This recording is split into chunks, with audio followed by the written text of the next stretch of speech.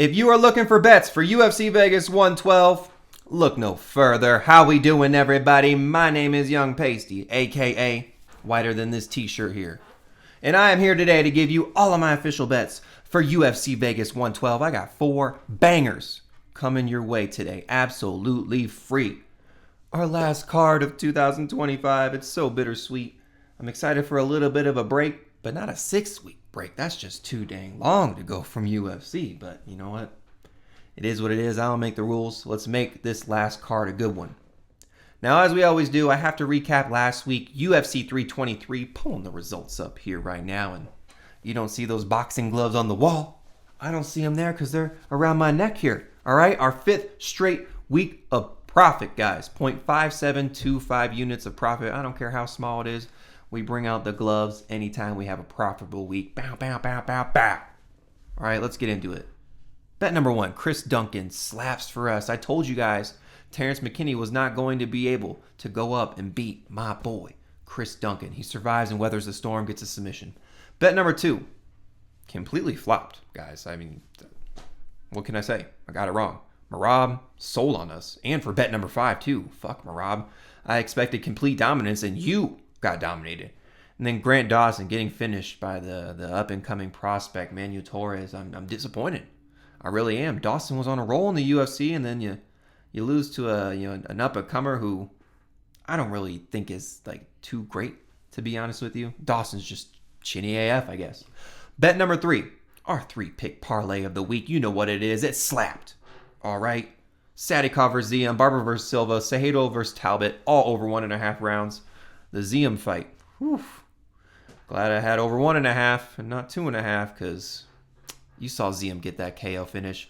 You saw Ziam hit for us on bet number 4. I predicted the Ziam KO. I said it.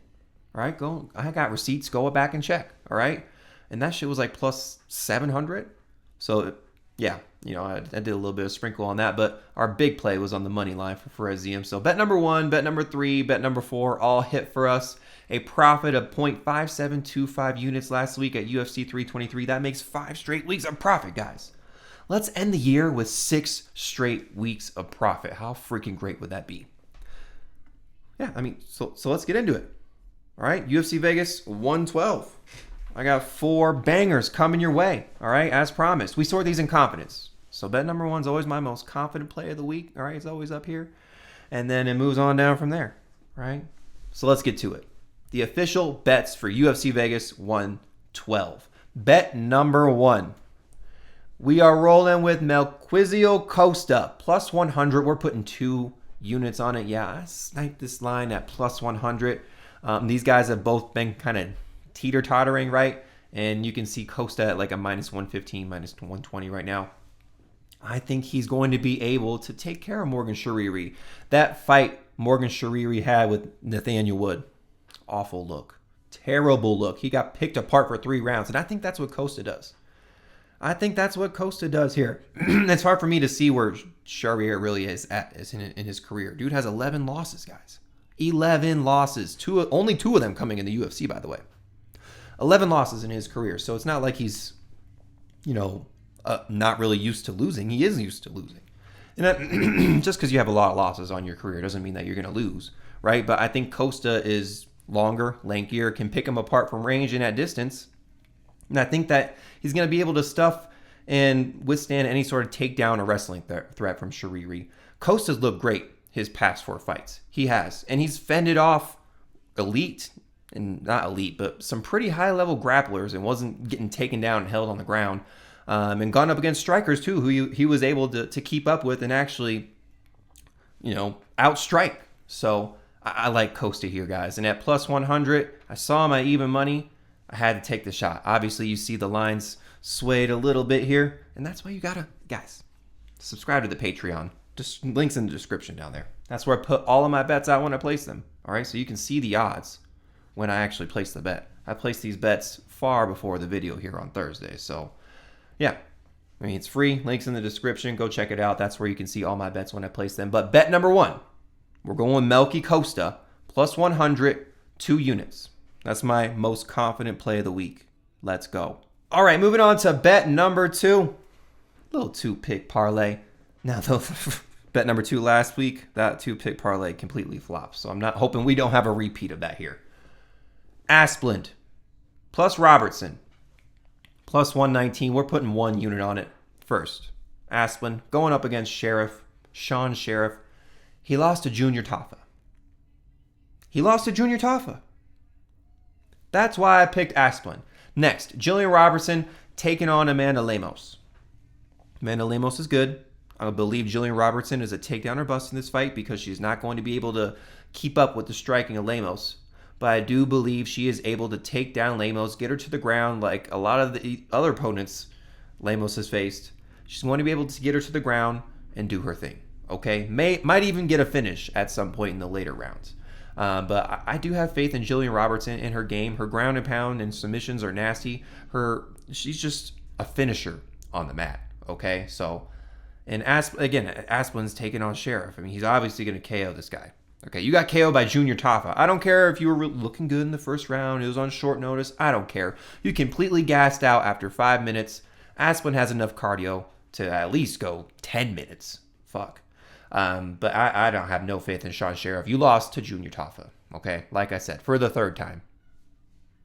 What else? What else do I have to say? So, Asplund, Robertson, plus 119. We're putting 1 unit on it. That is bet number 2 of the week. Let's go. All right, guys, moving on to bet number 3. And you know what it is, our 3-pick parlay of the week. We find 3 good legs, put them all together to get a good number. And this is what I got for you this week. It's good.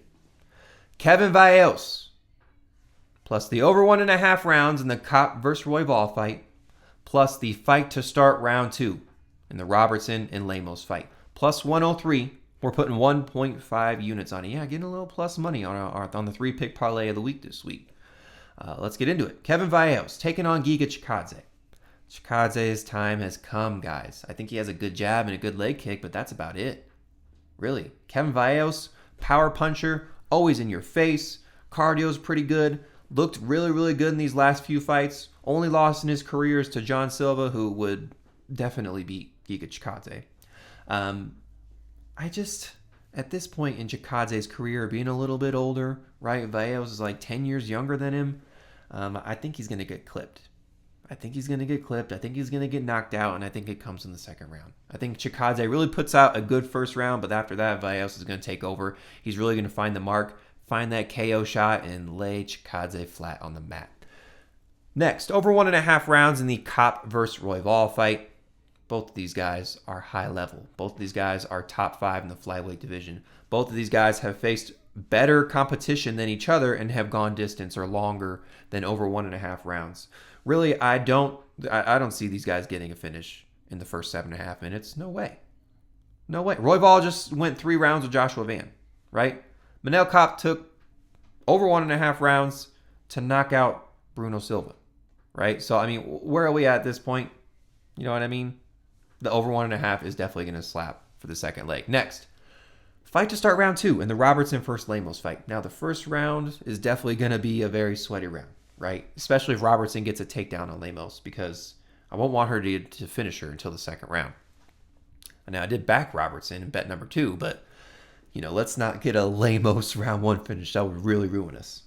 But, yeah, as long as Lemos is able to survive that first round, or at least, not get finished on the mat for the first round, we're cake. We're good. We're goody, right?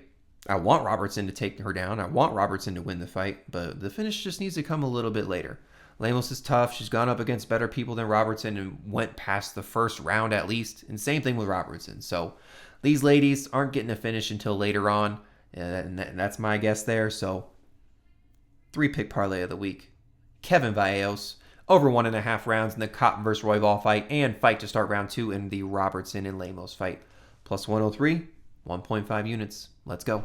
All right, moving on to bet number 4. And if you're new around here, or if you have not, please click that subscribe button for me. We are on the road to 400 subscribers. It's our last video of 2025 for the UFC videos. So if you could, let's help me get a little jump start into next year for 2026, and click that subscribe button if you could for me. Now, bet number 4. We're rolling with an underdog here. Melissa Croden, plus 110. We're putting 1 unit on it. She's going up against Luana Santos, who I backed in the last fight, but I don't think she's going to be able to get these takedowns over Croden. I think this is going to be a same kind of fight style to that Casey O'Neill fight, where Casey O'Neill is just piecing apart Luana Santos on the feet for 3 rounds. Croden may let up a takedown in the first and lose that round, but I really think she puts on a round 2 and round 3, especially round 3. We've seen Croden, she's the round 3 killer, getting that crazy knockout last time out over Lisboa. And even though she's a little bit older, right, almost 10 years older than Luana Santos, I mean, I just got faith in her, man. I like her style. I think she can stuff the takedowns. I think she punches harder than Luana Santos. And I don't see her getting submitted or laying down on the mat for three rounds. I just don't. I think Melissa Croden's really good. And at plus 110, we're getting value here again. She was an underdog last time. We see her as an underdog here again. I think she takes out the Brazilian. And you know how I feel about my Brazilians, okay? I love those Brazilian fighters. But Croden, I think, is, again, it really just comes down to those takedowns. Luana Santos is so takedown or bust in this fight because she's not going to be able to keep up with Croden on the feet. Croden's much more nasty. She's gritty. She has a lot of power in her hands. She throws a lot of volume, pressure. I like her style. And I think she's able to go all 3 rounds with Luana Santos and win this fight by decision. So, Melissa Croden, plus 110. We're putting 1 unit on it. That is bet number 4 of the week. Let's go. All right, guys. Those are the 4 official bets for UFC Vegas 112. There may be a 5th. There might even be a 6th. If so, you got to keep tabs on the Patreon. Check the pinned comment here in this video and check my Twitter. That's where I put all of my updated and new added plays. So, 5 straight weeks of profit, guys. Let's make it 6 to end the year at UFC Vegas 112. 2025, it's been a wild ride, but I'm hoping we end it with a good one. So, Young Pasty, the whitest in this UFC shit, out. Let's go.